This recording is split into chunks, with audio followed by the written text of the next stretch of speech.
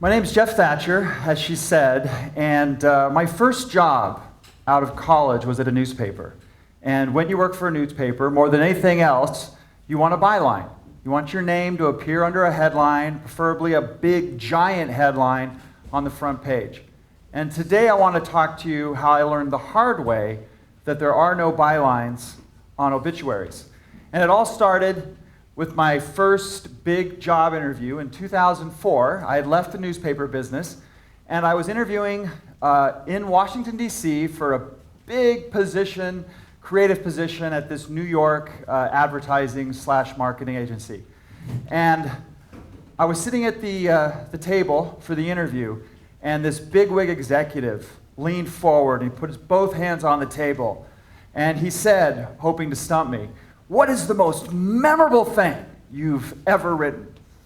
And to be honest with you, my response was immediate, and it surprised both him and both me. He thought I was going to say, "Oh, it was the Kellogg Cereal City USA that I worked on." Or he thought I might say, "Oh, it's the Ohio State Athletics Hall of Fame that I worked on." Or the CNN studio tour that I worked on. But no, it was none of those things. I leaned forward and I said, "My brother's obituary." Just a few years before, my brother had died, and there's one thing you need to know about my brother, is he is the oldest of 11 children. You can see a picture of our family right there from 1989. It was the last time we were all together.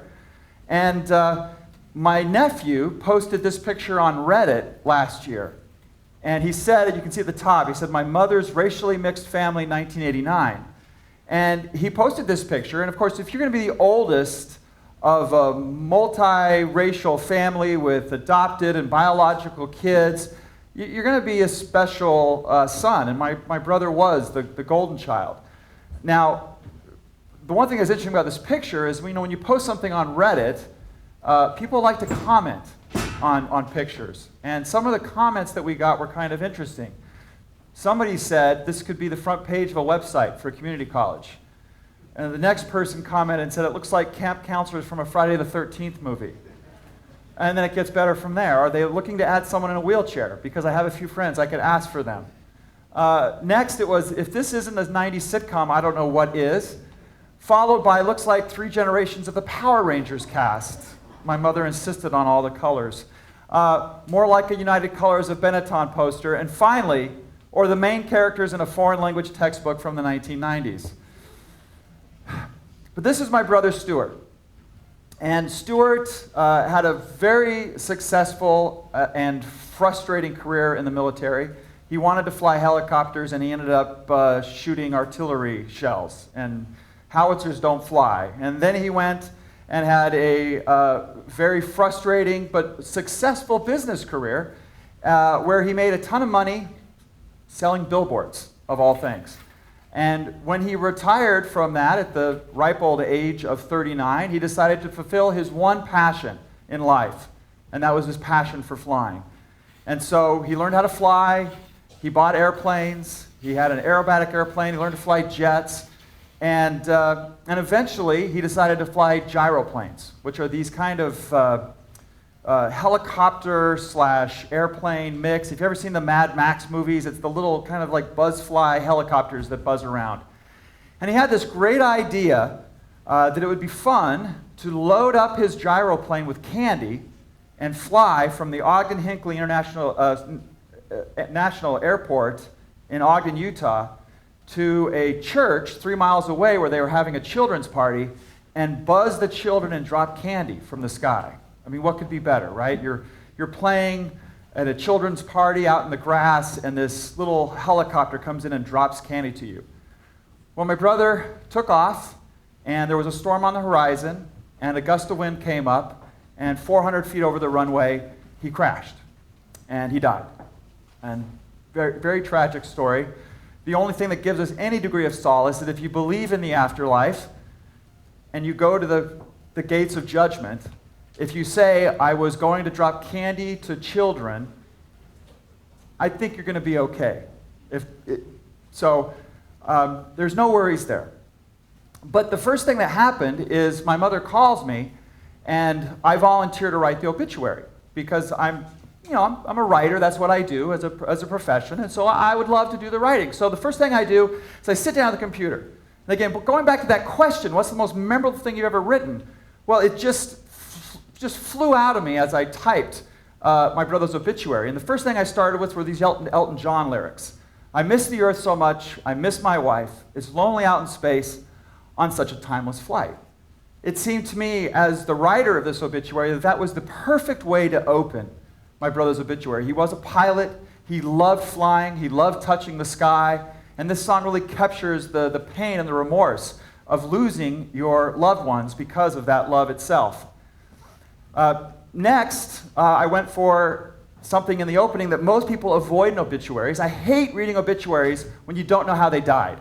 They just say, so-and-so died, and then you have to Google it and try to find out, well, how did they die? Was it cancer? Was it an accident? What actually happened? Was it a long-time illness? Please tell me, how did they die? And so I said, okay, I'm going to just tell you pretty clearly in here that he was Stu. He was an experienced aerobatic pilot and flight instructor on the gyroplane, a small helicopter hybrid, crashed while traveling to deliver candy to a church primary party. So mission accomplished, great. I'm going to tell people exactly how he died. Well, then, of course, you have to give some superlatives about his life, and I was trying to avoid cliches more than anything else here. But a former officer in the United States Army and successful entrepreneur, he spent the last 4 years of his career flying, writing a book, and being a great husband to Liv, his wife of 20 years, and a great dad to his 15-year-old daughter, Sydney, and 8-year-old son, Tyson. He was every bit the playful kid that Tyson is, and Sydney's music on the violin would melt his heart. He often commented that the last thing he did before taking off was to look at a family picture. In the last few months, he was able to take a long anticipated vacation with just his wife and a family trip to Nauvoo, Illinois, while he dies firm in the faith, with all the promises that entails. Words cannot aptly describe our loss. Very, very true. And then, of course, you have to mention, other family involved here, and I specifically didn't want to mention all 11 children, because that would really break up the emotional flow of the obituary. So I said, he's the oldest of 11 children and was everyone's favorite uncle. He was survived by his mother and father, by his father-in-law and mother-in-law, and his youth was full of all the usual honors. He was an Eagle Scout. He went on mission for his church. And while he did have all those honors, his greatest gift was as a leader. He was the quintessential big brother. He really was. He took upon that mantle with pride and compassion of being the oldest in the family. He was truly the golden child. And then, of course, in the obituary, you have to give the details, when the funeral is going to be held. And we wanted to express condolences because there was one of the dads from the church party with him in the gyroplane at the time who also perished and died. And so we expressed our condolences to that family as well. So I quickly, just with tears just raining down my face and at work, typed up this obituary. And I thought it was going to take me a long time to write, and it didn't. It took me like 20 minutes, and it just, boom, it came out. I typed it. I sent it off to Utah. Then I went and I grabbed my wife and my 3 kids, and we hopped on an airplane, and we flew out to my parents' home. And this is my parents' home, thanks to Google Street View, in Farmington, Utah. And so I pull in. The parking lot is cramped. The driveway's full of cars. And I pull in.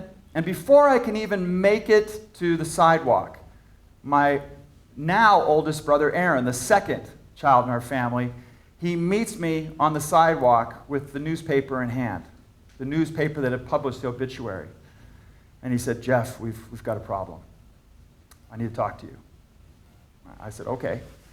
And he thrust the obituary into my hands. And I grabbed the obituary, and the first thing I notice as I'm reading the obituary is they went ahead and cut the lyrics from Rocket Man. It was gone. And I said to myself, well, Aaron, it's my brother Aaron. I said, well, Aaron, I can understand why they would, cut the lyrics to Rocket Man at the obituary. They probably are conservative and thought it was inappropriate to have Elton John in the obituary, but it's kind of sad. I'm a little frustrated that they cut it, but I can live with that. It's okay.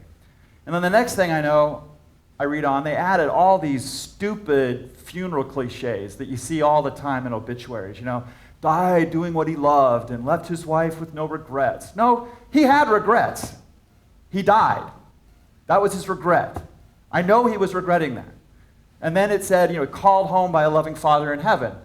And listen, I believe in a loving Father in heaven, but no, he was called home because he made a mistake.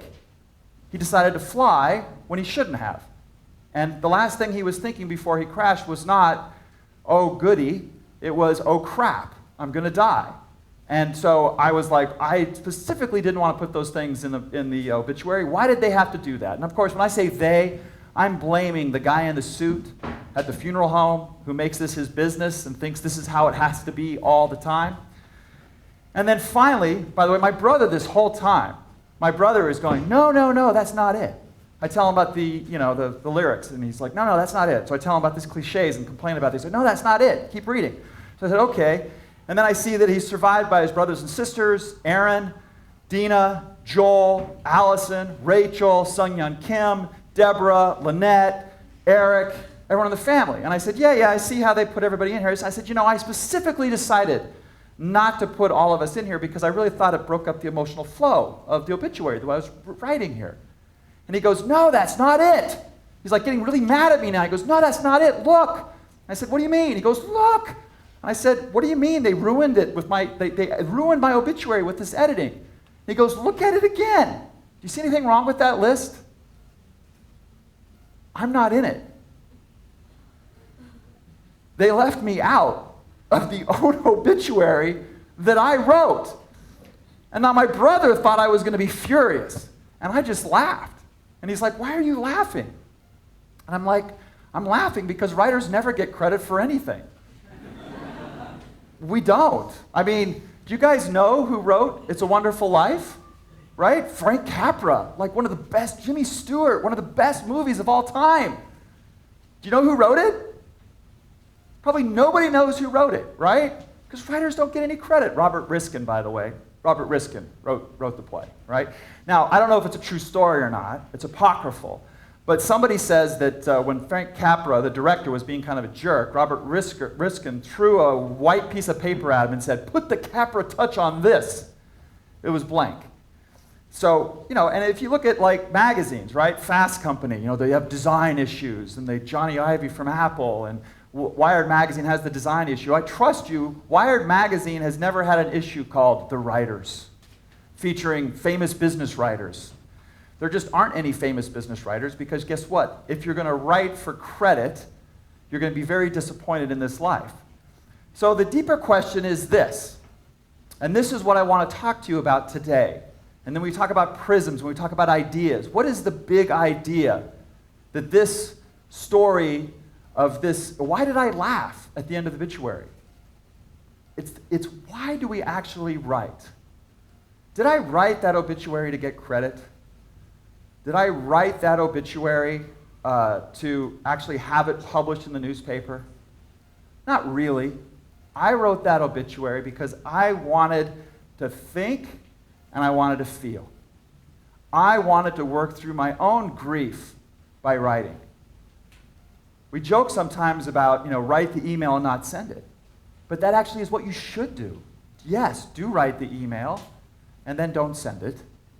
Because writing that email is going to help you think, and it's going to help you feel. Sometimes you should send it, though, right? I can see this woman back there, and you've got an email I know that you're thinking about sending, and I think maybe you should send it, right? We write to help figure things out. Now, this TEDx is coming to you from William Mason High School in Mason, Ohio, just outside of Cincinnati. And based on what I hear in the news, there's some obsession about grades here at Mason High School, right? And valedictorians, right? And there's students here who care about and write for grades. I just want an A, right? And A's not good enough. I have to have an A+. And now my kids went to Mason. I know about that. My brother had my son Joel had like a 4.2 at Mason, and he's wasn't even in the top 10%, not even close. So, but guess what, students? Do not write for grades. We have an English teacher in the room tonight. Now, the smart thing for me to do would tell you to write for her, that she is your audience. But you know what? Forget your teacher. Do not write for her. Write for you. Because you need to learn how to think, and you need to learn how to feel. And the most important audience in the world is you. It doesn't matter if you ever have a byline. It doesn't matter if you get an A on the paper. What matters is how you think and how you feel while you write. Because writing makes you think. Don't do a PowerPoint, because if you do a PowerPoint, it's like reading every fifth line of an essay. Actually sit down, and whether it's with a pencil or a pen or at your computer, or if you're really weird, a typewriter, right? Do you know what a typewriter is? Okay, good. But sit down and actually write. Because if you can write, and if you can write for yourself, then you will be a better thinker, and you will be a better feeler, and you will contribute so much more to yourself and to the world as a whole. Thank you very much.